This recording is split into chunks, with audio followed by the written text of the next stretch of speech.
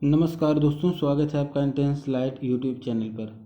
मित्रों, आज हम एक नया टॉपिक आपके पास लेके आए हैं हिंदी विषय में, जो है भाषा और व्याकरण। इस चैप्टर का नाम है और इसमें हम विविध भाषाओं के बारे में अध्ययन करेंगे, भाषाओं के भेद को जानेंगे। ठीक है, जो भी भारतीय भाषाएं हैं, बोलियां हैं, लिपि हैं, उन सब के बारे में भी थोड़ा सा एक बेसिक आइडिया लेंगे, क्योंकि दोस्तों कॉम्पिटिटिव एग्जामिनेशन में भी इससे रिलेटेड प्रश्न आते हैं। बहुत ही बेसिक है और ये क्लियर होना बहुत ज़रूरी है। ठीक है, तो चलिए शुरू करते हैं आज का चैप्टर। देखें, सबसे पहले भाषा होती क्या है। तो जैसा कि आप जानते हैं कि भाषा का प्रयोग आप क्यों करते हैं, बातचीत के लिए करते हैं आमतौर पे। अगर आप जवाब दें तो बातचीत का मतलब क्या है, विचारों का आदान प्रदान। अब देखिए, यहाँ पर परिभाषा लिखी हुई है, भाषा वह साधन है जिसके द्वारा हम अपने मन के विचारों और भावों को प्रकट करते हैं तथा दूसरों के विचारों और भावों को समझते हैं, उसे भाषा कहते हैं। या दूसरे शब्दों में कहें कि भाषा के द्वारा हम जो है अपने मन के विचारों का आदान प्रदान करते हैं, यानी अपने विचारों को व्यक्त करना और दूसरे व्यक्ति के विचारों को जानना या समझना। ठीक है, तो ये क्या है, भाषा को एक तकनीक कह सकते हैं, भाषा को एक माध्यम कह सकते हैं जिससे हम विचारों का आदान प्रदान करते हैं। ठीक है, तो ये एक छोटी सी परिभाषा है। अब देखिए, कुछ यहाँ पे एग्जाम्पल दे करके समझाया गया, जैसे कि माँ मुझे फुटबॉल दिला दो।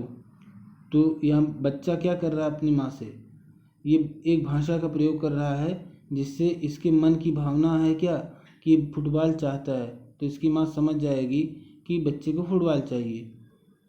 अब जैसे आप यहाँ बैठे हुए, पूज्य पिताजी सादर प्रणाम, आप पिताजी को प्रणाम कर रहे हैं, तो यह भी अपने विचार को व्यक्त कर रहे हैं। किसी के प्रति आपका क्या फ़र्ज है या क्या आपका दायित्व है, आप उसको शो करने के लिए भी भाषा का इस्तेमाल करते हैं।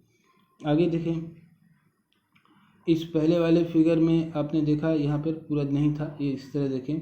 जब बच्चे ने माँ से कहा कि माँ मुझे फुटबॉल दिला, तो माँ ने कहा कि अच्छा ठीक है मैं दिलाती हूँ, यानी माता ने इस बच्चे के विचार को ग्रहण किया। ठीक है, और फिर अपने विचार को इसको प्रेषित किया कि अच्छा ठीक है मैं दिलाती हूँ।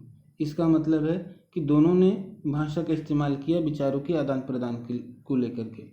अब देखें, चित्रों में आपने देखा कि लोग अपने भाव या विचार बोलकर या लिखकर दूसरों के सामने व्यक्त करते हैं तथा दूसरों के भावों या विचारों को सुनकर या पढ़कर समझते हैं। ठीक है, तो यहाँ पर देखिए, पहले फिगर में बोल करके जो है विचार का आदान प्रदान हुआ था, और दूसरे वाले में देखिए यहाँ पे लेटर लिख रहा है बच्चा। ठीक है, तो लेटर में लिख करके अपने विचार का आदान प्रदान कर रहा है, अपनी भावना को प्रदर्शित कर रहा है। ठीक है, तो ये है, इस प्रकार हम बोलकर और लिखकर भाषा को व्यक्त करते हैं तथा पढ़कर और सुनकर भाषा को समझते हैं। अतः अपने भावों और विचारों के आदान प्रदान, ये देखिए विचारों के आदान प्रदान का माध्यम भाषा कहलाता है। अब देखिए, काइंड्स ऑफ लैंग्वेज, यानी भाषा के भेद, यानी कितने प्रकार की भाषा होती हैं। तो देखें, भाषा के मुख्यतः दो भेद होते हैं, दो भेद होते हैं, एक मौखिक, दूसरा है लिखित। ठीक है, मौखिक भाषा किसे कहते हैं, भाषा का वह रूप जिसे बोला और सुना जाता है उसे मौखिक भाषा कहते हैं। ठीक है, यह भाषा अस्थायी रूप है। भाषा का अस्थायी रूप का मतलब ये अस्थायी नहीं होता, इसकी कोई रिकॉर्ड नहीं होता। आपने किसी से बातचीत की, कहीं पर बैठे कॉफ़ी पी रहे हैं, तो वो बातें जो है अस्थायी नहीं होती।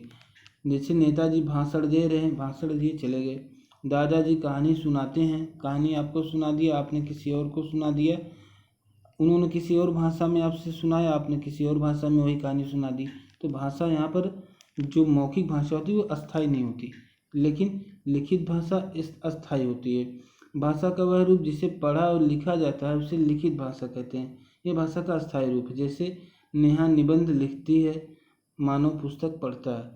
तो ठीक है, तो अगर लिखी हुई चीज़ को कोई मान लो पुस्तक में पढ़ रहा है तो ये अस्थायी है, जो लिखा है वो लिखा है। नेहा निबंध लिखती है तो ये लिख रही है, चूँकि लिखने के बाद एक एक अक्षर, एक एक जो जिस भाषा में लिख रही है वो भाषा यहाँ पर प्रदर्शित रहेगी। हिंदी में लिखेगी तो वो हिंदी में ही दिखेगा, दूसरी किसी भाषा में लिखेंगी तो उस भाषा में यहाँ पे रहेगा वो।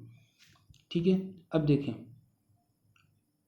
यहाँ पर कुछ बातें हैं, जैसे कि भाषा का कार्य संकेतों से भी किया जाता है। देखिए, हाथ हिलाकर किसी को बुलाना, हाथ हिलाकर मना करना, इशारा करना आदि सांकेतिक भाषा है।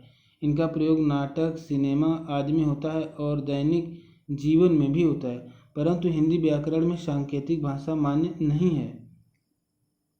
ठीक है, जो हिंदी व्याकरण है इसमें सांकेतिक भाषा को मान्यता नहीं दी गई है।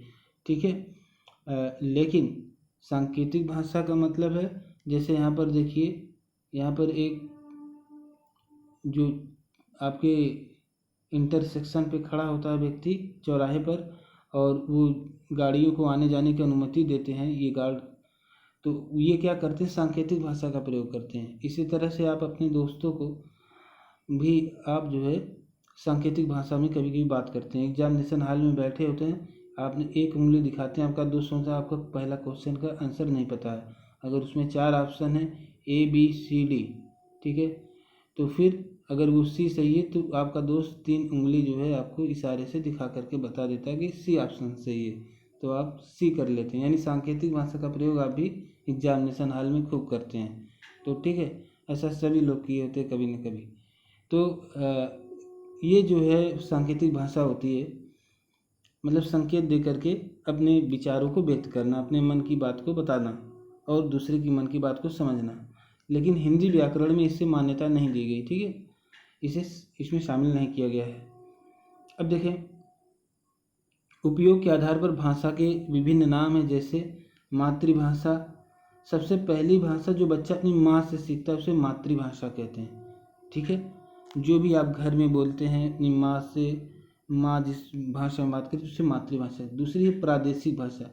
किसी एक प्रदेश में बोली व समझे जाने वाली भाषा को क्या कहते हैं, प्रादेशिक भाषा कहते हैं। जैसे पंजाब में पंजाबी भाषा बोली जाती है, अतः पंजाब की प्रादेशिक भाषा पंजाबी है। ठीक है, उड़ीसा की भाषा उड़िया है। ठीक है, गुजरात में गुजराती बोली जाती है। इसी तरह से विभिन्न प्रदेशों में अलग अलग भाषा बोली जाती है। राष्ट्रभाषा की बात करें तो कोई भी भाषा जो देश के अधिकांश भागों में बोली जाती है, यानी सबसे ज़्यादा जो भाषा बोली जाती है, सबसे ज़्यादा स्थान पर जो बोली जाती है और समझी जाती है उसे राष्ट्रभाषा कहते हैं। जैसे भारत की राष्ट्रभाषा हिंदी है। ठीक है, भारत की राष्ट्रभाषा क्या है, हिंदी। ठीक है, हिंदी।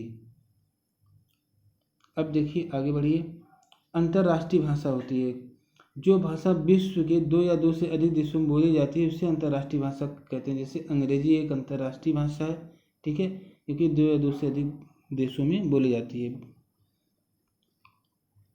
अगला है भारतीय भाषाएं। अब देखिए दोस्तों, हम भारतीय भाषाओं को देखेंगे। यहाँ से आपके एग्जामिनेशन में प्रश्न बहुधा आते हैं। ठीक है, उसको आप ध्यान रखें। जैसे भारत में हिंदी के अतिरिक्त अलग अलग राज्यों की अनेक भाषाएं बोली और लिखी जाती हैं। इनमें से कुछ प्रमुख राज्य में बोली वाली भाषाएं हैं। ठीक है, देखिए भाषा और लिपि में अंतर, आगे हम लिपि भी देखेंगे। लिपि यानी लिखने का जो स्वरूप होता है उसको लिपि कहते हैं, और भाषा यानी जो बोला जाता है। ठीक है, और उस बोल चाल का एक ध्वनि होता है और उसके माध्यम से एक दूसरे के विचारों का आदान प्रदान होता है, उसे भाषा कहते हैं। जबकि जो लिपि होती है, लिपि एक तरीका होता है किसी भी भाषा के विचार को लिखना। ठीक है, अब देखें, जैसे कुछ भाषा है और राज्य, इनको मिलान करने को दे दिया। हिंदी कहाँ की है, उत्तर प्रदेश की। मराठी महाराष्ट्र की। गुजराती गुजरात की। तेलुगु आंध्र प्रदेश की भाषा है। कन्नड़ कर्नाटक की है। बांग्ला कहाँ बोली जाती है, तो पश्चिम बंगाल में बोली जाती है। तमिल बोली जाती है तमिलनाडु में। उड़िया बोली जाती है उड़ीसा में, और मलयालम केरल में बोली जाती है। ठीक है, इसके अलावा हिंदी क्योंकि पूरे भारत में सबसे ज़्यादा बोली जाती है, जैसे कि उत्तर प्रदेश वैसे भी काफ़ी बड़ा स्टेट है, उसके अलावा हिंदी काफ़ी मात्रा में जैसे कि राजस्थान में भी बोली जाती है, हरियाणा में भी, दिल्ली में भी, और पूरे भारत में के ज़्यादातर इलाकों में थोड़ी बहुत मात्रा में हिंदी बोली जाती है। इसलिए हिंदी को राष्ट्रभाषा का दर्जा दिया गया है। अब देखें, भारतीय संविधान में 22 भारतीय भाषाओं को मान्यता प्रदान की गई। कितने? 22 भारतीय संविधान में। अच्छा बच्चों बताओ संविधान क्या है?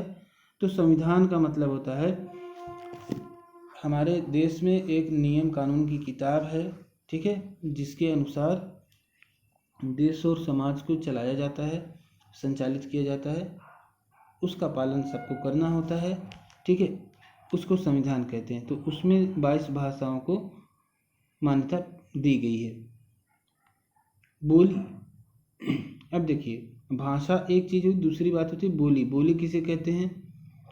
डायलेक्ट। इसकी परिभाषा देखें, किसी सीमित क्षेत्र में बोलचाल की भाषा को बोली कहते हैं। जैसे आप किसी सीमित क्षेत्र में बोलते हैं तो वो आपकी बोली होती है, जैसे कि अवधी, भोजपुरी, ठीक है। ये सभी जो भाषाएं हैं, ये भाषा तो हैं, भाषा के साथ साथ इसमें जैसे भोजपुरी के अंदर बहुत सारी हैं और अवधी में भी बहुत सारी बोलियां हैं, जैसे ब्रज भाषा है, ठीक है, लेकिन हर 5-10 किलोमीटर पर जो है भाषा के बोलने के तरीके में अंतर पाया जाता है, उसको बोलियां कहते हैं। अभी देखिए यहाँ पे कुछ एग्जाम्पल आपको मिलेगा। भारत बहुत बड़ा देश है, यहाँ विभिन्न स्थानों पर लोग भिन्न भिन्न भाषाएं बोलते हैं। कई भाषाएं बहुत ही छोटे से क्षेत्र में बोली जाती हैं और थोड़ी थोड़ी दूरी पर इनका स्वरूप बदलता रहता है। वही मैं कह रहा हूँ कि हर 5 या 10 किलोमीटर पे जाने पर भाषा में परिवर्तन आने लगता है। जैसे आपने हिंदी में कहीं बोला और मेरठ के लोगों को जो आप बोलते हुए सुनते हैं, उनकी भाषा कैसी होती है? जाओ तो ऐती वैती करके बोलते हैं, ठीक है। और कहीं पे जाएंगे तो खाना खाना खा रहे हो आदि बोलते हैं। कहीं पे खाना खैली गैली ऐली बोलते हैं। तो अलग अलग स्थान पर जो है भाषा का वो बोली बदलती रहती है, ठीक है। हम तो हमारे, कहीं कहते हैं हमारे माता पिता, तो कहीं कहते हैं हमारे माता पिता। तो हमारे को हमारे बोलते हैं इटावा साइड में और मेरठ वगैरह साइड में, ठीक है। लइते बैते लिखते पढ़ते इस तरह से बोलते हैं। लेकिन कहीं कहीं लिख ली पढ़ ली इस तरह से बोलते हैं और कहीं कहीं बोलते हैं लिखे पढ़े आदि। अब देखें, हरियाणा में हरियाणवी, बिहार में भोजपुरी, ठीक है, ये सभी बोलियां हैं। राजस्थान में राजस्थानी, गढ़वाल में गढ़वाली। राजस्थान में राजस्थानी तो है, ये बोलियां हैं और हर 5-10 किलोमीटर पे बदलती रहती हैं, मतलब थोड़ी थोड़ी दूरी पर इनके स्वरूप में थोड़ा बहुत चेंजिंग आती रहती है, ठीक है। और ज़्यादातर इसमें शब्द हिंदी के ही होते हैं इन सभी भाषाओं में, कुछ कुछ शब्द बदले रहते हैं। हिमाचल प्रदेश में हिमाचली, झारखंड में मैथिली आदि बोली जाती हैं। बिहार में भी मिथिलांचल में और वहाँ पे भी मैथिली बोली जाती है। जो चंपारण का क्षेत्र है वहाँ भी मैथिली बोली जाती है। और देखें, स्क्रिप्ट की बात आप करेंगे, लिपि की बात करें, ठीक है, जिस चीज़ में लिखी जाती है। जैसे ये जो लिखा हुआ यहाँ पर, ये जो सारी लिपियाँ यहाँ लिखी हुई, ये देवनागरी लिपि है, ठीक है। हिंदी भाषा देवनागरी लिपि में लिखी जाती है और लिपियाँ अलग अलग होती हैं, ठीक है। जैसे कि उर्दू में जैसे अलिफ है, ठीक है, और भी जितने भी वर्ड हैं उसमें, तो उर्दू लिखने की लिपि अलग है, क्योंकि आप उसको, अगर आपने उसको नहीं सीखा है तो आप अगर हिंदी लिपि को सीखें, आप हिंदी ही पढ़ सकते हैं, उर्दू की लिपि में नहीं लिख सकते। अंग्रेजी की लिपि अलग है, जैसे ये स्क्रिप्ट लिखा हुआ है तो ये लिपि दूसरी है। जिस व्यक्ति ने अंग्रेजी के लिपियों को एक एक स्पेलिंग को नहीं जाना है वो इसे नहीं पढ़ पाएगा, ठीक है। तो लिपि का ज्ञान होना अलग चीज़ है और भाषा का ज्ञान होना अलग बात है, ठीक है। अब जैसे भाषा की मूल ध्वनियों को लिखने के लिए जो विशेष चिन्ह निश्चित किए गए उन्हें लिपि कहते हैं। जैसे हिंदी में अ लिखना हो तो आप ऐसे लिखेंगे, अंग्रेजी में अ लिखना हो तो आप ऐसे लिखेंगे, ठीक है। तो ये अंग्रेजी की लिपि है और हिंदी की लिपि है। तो हिंदी की जो लिपि उसको कहते हैं देवनागरी लिपि, ठीक है। इस तरह से प्रत्येक भाषा की एक अलग और विशेष लिपि होती है। कुछ भाषाओं और उनकी लिपियों के नाम निम्नलिखित हैं, ठीक है। तो देखिए, जैसे हिंदी में कौन सी लिपि प्रयोग होती है? देवनागरी। पंजाबी में गुरुमुखी लिपि का प्रयोग होता है।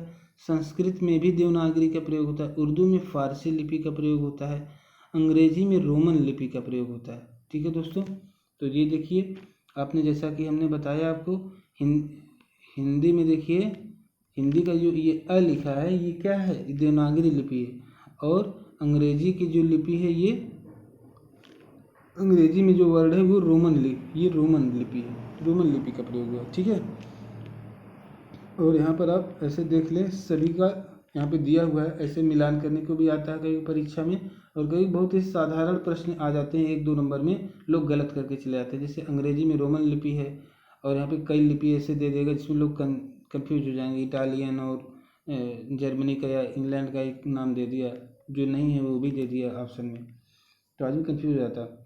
उर्दू जैसे कि फारसी लिपि में लिखी जाती है, जैसे हमने अलिफ लिखा तो ये क्या है, अलिफ मतलब कि जिसको हम अ लिखते हैं हिंदी में उसमें ऐसे कर देते हैं, अलिफ हो गया, तो वो फारसी लिपि है।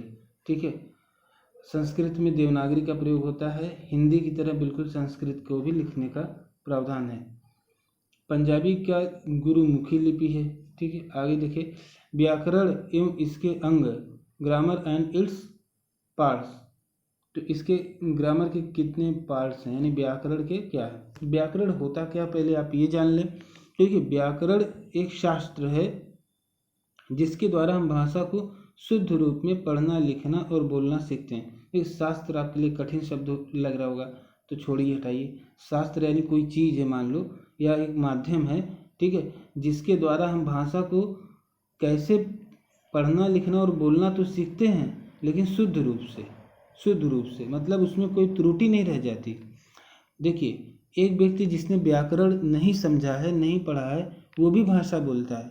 जो अनपढ़ है वो भी भाषा का प्रयोग करता है, जो पढ़ा लिखा है वो भी भाषा का प्रयोग करता है, लेकिन दोनों की भाषा को प्रयोग करने में थोड़ा सा अंतर होता है।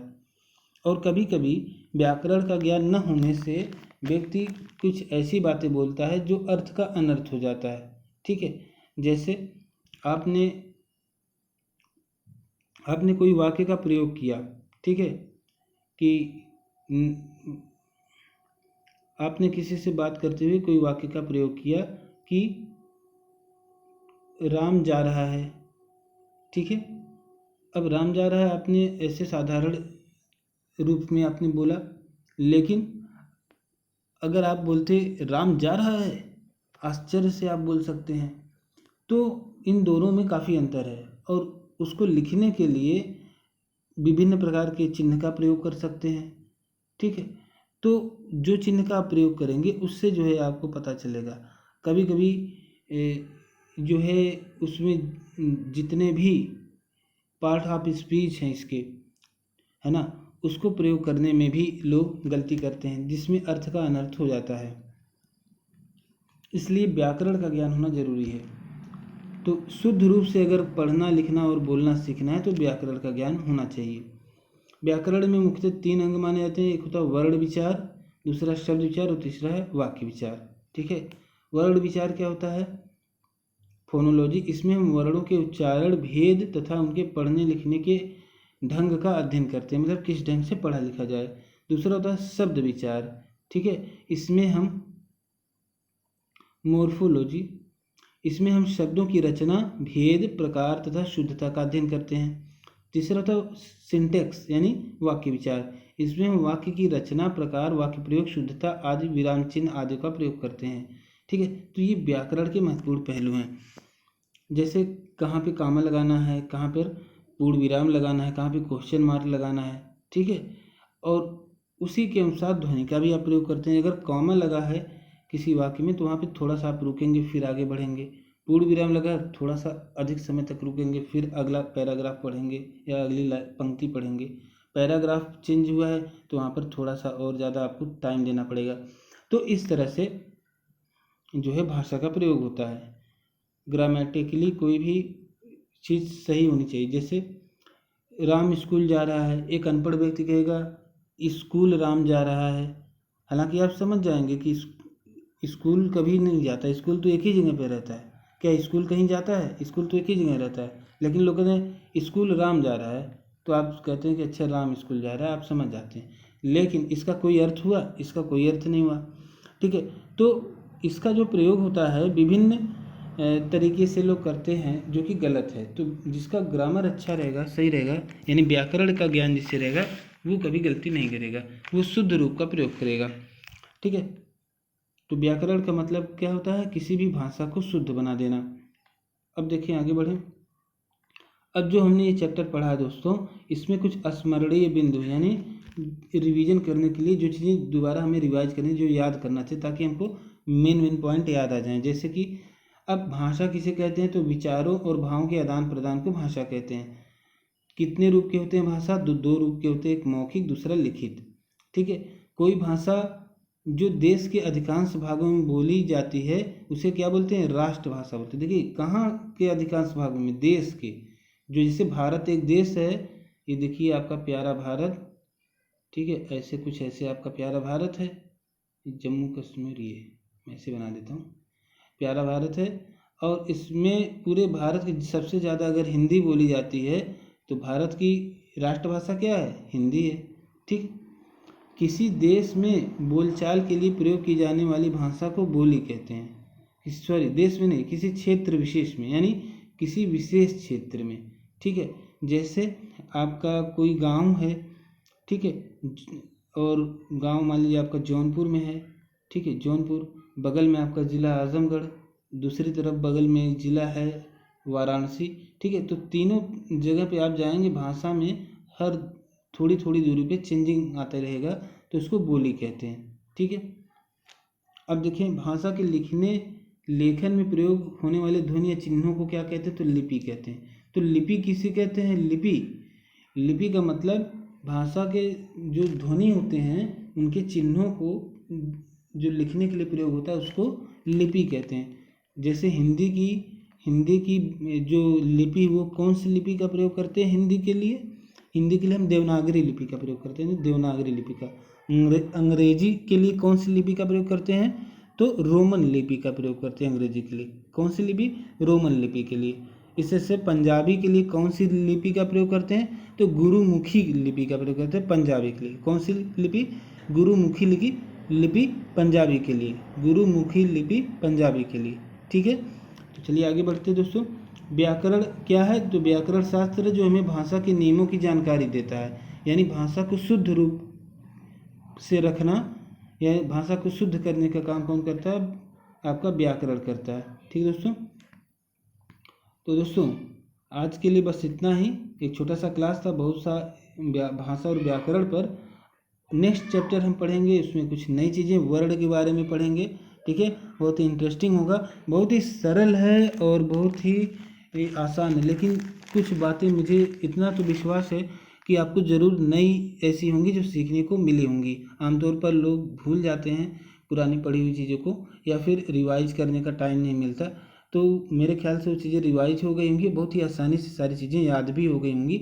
अब दोबारा आपको याद करने की ज़रूरत नहीं होगी। और यही छोटी सा अगर आपका रिवीजन नहीं होता तो कभी कभी ये आपका नंबर भी कट सकता है, इसमें 1-2 नंबर आपका गलत हो सकता है। ठीक है, वीडियो को अगर आपको अच्छा लगे तो ज़रूर आप इसे देखें, 2-3 बार देखें, और लोगों को भी शेयर करें जिन्हें आप चाहते हैं कि अपने हिंदी भाषा के गौरव को समझें। ठीक है, और अपने महत्व को समझें, हिंदी भाषा को राष्ट्रभाषा के बारे में जो जाने। ठीक है, तो संविधान में क्या स्थिति है, कितनी भाषाएं हैं, जैसे कि 22 भाषाओं को मान्यता दी गई है। ठीक है, तो जो लोग अगर आपको लगता है कि अपने देश की इस भाषा को बचाना चाहिए, लोगों को इसके इम्पोर्टेंस को शेयर करना चाहिए, तो प्लीज़ वीडियो को शेयर करें, और उन लोगों को भी शेयर करें जो किसी कॉम्पिटिटिव एग्जामिनेशन की तैयारी करते हैं या स्कूल में कॉलेज में पढ़ाई करते हैं, ताकि ये बेसिक जानकारी भी होनी चाहिए। अगर आप देश के नागरिक हैं और आपको अपने देश के बारे में नहीं पता है कि आपकी भाषा कौन सी है, उसमें लिपि कौन सी प्रयोग होती है, किस प्रदेश में कौन सी भाषा बोली जाती है, तो यह भी आपके लिए जो है ज़रूरी है कि आप अगर एक अच्छे नागरिक हैं तो आपको ये आपकी नैतिक जिम्मेदारी बनती है कि आप इसको जानें, समझें, और देश में जितने भी नागरिक हैं सब तक ये बात पहुंचाएं। ठीक है, तो thank you so much for watching this video. आपका बहुत बहुत आभार वीडियो को देखने के लिए। आपसे निवेदन है कि कृपया वीडियो को अधिक से अधिक लोगों को शेयर करें, साझा करें, और इसके इम्पोर्टेंस के बारे में भी बताएं। बहुत बहुत धन्यवाद, मिलते हैं नेक्स्ट क्लास में। नमस्कार।